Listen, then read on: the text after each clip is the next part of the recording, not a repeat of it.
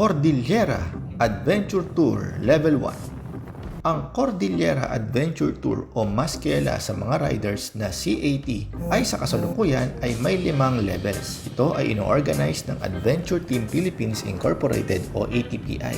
Ang ATPI ang nasa likod ng Philippine Loop Adventure Tour. Siyempre, umpisahan muna natin ngayon sa CAT Level 1. Ang Cordillera Region ay binubuo ng mga probinsya ng Abra, Apayao, Benguet, Ifugao, Kalinga, and Mountain Province. Ang regional center nito ay ang Baguio City. According sa 2020 Census of Population and Housing, ang Cordillera Region ay ang pinaka-least populated region sa buong Pilipinas.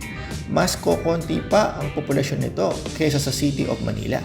Curves ang binibilang sa Cordillera Adventure Tours. Kaya sa Level 1, 4,816 curves ang total. Curves, kaya ibig sabihin hindi haba ng kilometro o hindi haba ng araw ang labanan. Ang main point dito, mahusay ka sa bangkingan at mahusay kang humanap ng mga checkpoints. At higit sa lahat, i-enjoy ang ganda ng Cordillera. Pero level 1 pa lang ito. Maganda lahat ang kalsada dito at kahit anong skills mo siguro sa motor, kaya mo ito. Ako nga, niregister ko din ang asawa ko. Lahat ng CAT levels nagsisimula sa Ritz Hotel. Dito ang starting point. Dito nagre-register. Dito mo kinukuha ang passport mo bago ka mag-start ng tour. Dito nakasulat ang lahat ng mga checkpoints at dito mo din isusulat kung anong odometer reading ng motor mo kada checkpoint. At kapag natapos mo ang event, dito mo din kinukuha ang finishing certificate, sticker at t-shirt mo. Hardcore riders, puti. Kayong mga nag-back up, mga walang kwentang riders. From Negros. From Negros. Ha? Ang second checkpoint ay ang view deck ng Ambuklaw Dam. Kanya-kanyang trip yan kung paano mo titirahin ang mga CAT levels. Yung iba nagmamadali. Yung iba tinitira sa pinakamabilis na oras. Hardcore kumbaga. Pero kung ako ang tatanungin nyo, chill lang. Sayang ang majestic beauty ng mga bundok ng Cordillera kung di mo man lang pagmamasdan. Petron Aritaw naman ng Nueva Vizcaya ang third checkpoint. Hi, welcome to Banawe, province of Ifugao. Dito na rin kami sa wakas.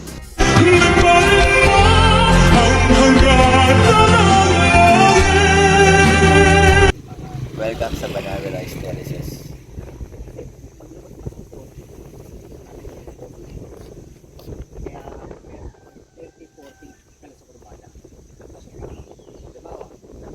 At tinapos namin ang araw namin dito sa fourth checkpoint sa any tourist destination dito sa Banawe. And unfortunately, stranded kami dahil sobrang lakas ng ulan. Grabe, ito nga, nakakatakot na yung mga motor namin. Lakas ng tubig. Maagos, oh. Oh.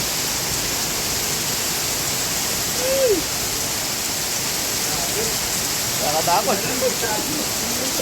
Nakakatakot.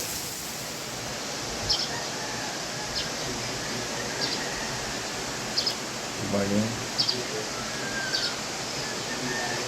Napapatulala ka sa ganda dito sa Cordillera. At dito kami sa second day ng aming CAT Level 1, Banawe. With Pastor Jan. Pastor Jan. Ano si Pastor Jan? Yeah. With coffee, yeah. Coffee. With that, ganda nung partner. With Pastor Ner. Pastor Ner, paano naman si Pastor Ner? Yeah, kaya ka naman. Good morning po.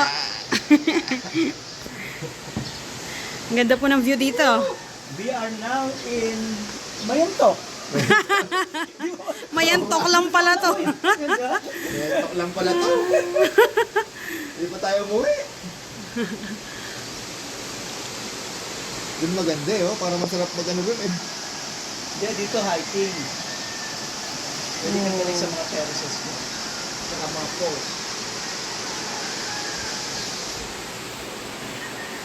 Ang ganda ng Pilipinas.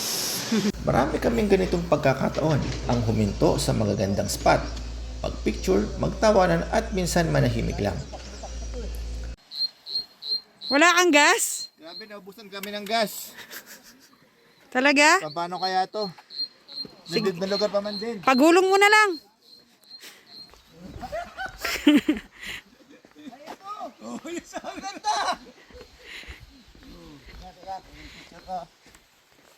Grabe, no? Ganda.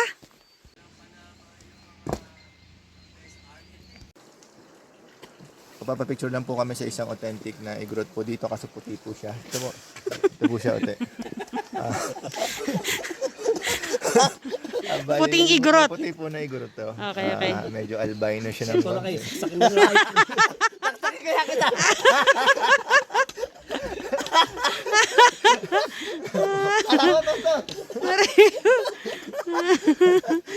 Ikaw po yata ito eh. Siya nga, siya nga. Ito na po kayo. 70 po. Picture tayo. Dito tayo kaya no. Sige po, unahin ko na po kayo. Ako nagpapapicture dito. Ganyan, tapos nakaupo kami. Ganyan. Tayo, sir. Tayo. Anong kamay? Adalang kamay. Ayan, bitch mo na yan. Yeah. Wow. Another UNESCO marker. Isa sa mga apat na rice terraces Yeah. dito sa Mountain Province. Ngayon naman ito tayo sa Bayo Rice Terraces. Alright! Papunta na kami sa fourth checkpoint, ang St. Mary's Church sa Sagada. Mas okay kapag may ganitong nakasarang daan. Mas exciting, mas adventure. Papunta ng galing ng Sagada. Going to Hotel Garden Breeze. Sarado yung daan.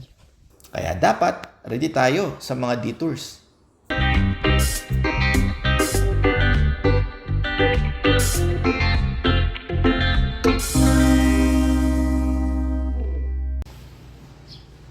Hi guys, dito na kami sa Garden Breeze Hotel. Kapag sinerge mo sa Waze, meron siyang RK sa harap.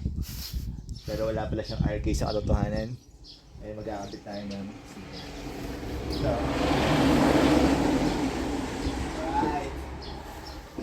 FIBCT. FIBCT, Fundamental Independent Baptist Church. Papunta na tayo sa pinaka-zigzag part siguro ng C81, ang Besang Pass, 6th checkpoint. Besang Pass. Ayan o, Besang Pass.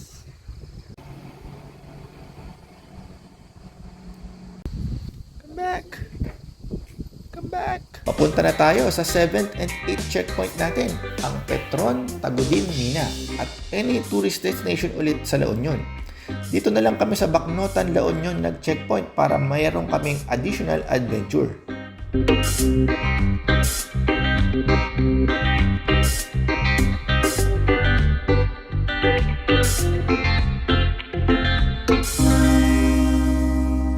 Shortcut papuntang Naguilian Road. Maliit ang daan, may konting rough road at nakalimutan ata ng pastor namin na angkas ko yung asawa ko. Ang last checkpoint ay ang any tourist destination ulit sa Baguio. At nandito na kami ulit sa Ritz Hotel para ayusin yung mga passport para isubmit sa lobby. Interview. Gusto na yan. Ano po masasabi niyo sa nangyayaring CAT level 1? 4,816 birds. Okay. Lumagpas kami ng 465 and a half. 465 and a half, yun ay ginawa ni Kuya Puti. Oo, hindi pa siya, wala pang kurbada kasi, kumukurbada na siya. Kaya ngayon, kaya Ibigay dito sa Ritz Hotel. Ritz Hotel, yung mga passport. Madali lang pala itong ano. Oh my God. Nakakabitin pa rin level 1. May oras ka ba? Level 2 na natin. Oh my God. Pakiramdam ko, nilevel to yung shortcut papuntang Baguio.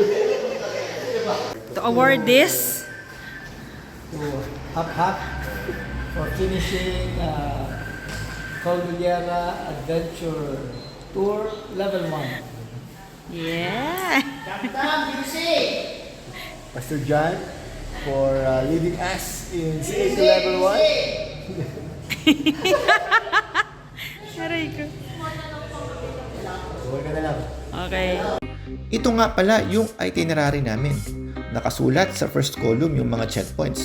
Second column naman yung estimated time kung ilang oras namin tatakbuhin ayon sa Google Maps. At third column yung estimated na kilometers. Total ng 17 hours at 574 kilometers. Sinulat ko lang yan sa tissue. Masaya ang CAT Level 1. Maganda ang kalsada, hindi matatarek, kahit anong motor pwede mong gamitin at pwede mo pang iangkas ang asawa mo. At hindi din naman na rough roads. Pero sinasuggest ko pa din na huwag kayong babakbak kung umuulan. Hindi natin alam ang dalang panganib ng madulas at malumot na kalsada. Ihanda din ang motor, yung bang mga basic needs ng isang rider naka-ready na sa'yo. Kaya tara na sa level 1 at kita-kita tayo sa level 2. Okay ba yan? Naniniwala ba kayo dyan? Tama ba yan? Ayos, di ba?